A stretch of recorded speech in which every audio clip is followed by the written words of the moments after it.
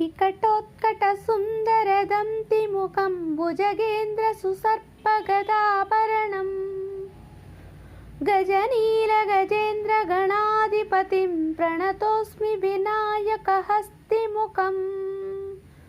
सुरसुरगणपतिसुन्दरकेशं ऋषिगणपतियज्ञसमानं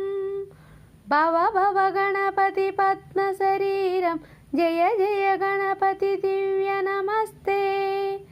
गजमुखभक्त्रं गिरिजापुत्रं गणगुणमित्रं गणपतिमीशप्रियं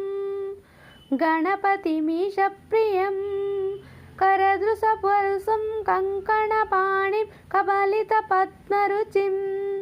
सुरपतिवन्द्यं सुन्दरवृत्तं सुरचितमणिमकुटम्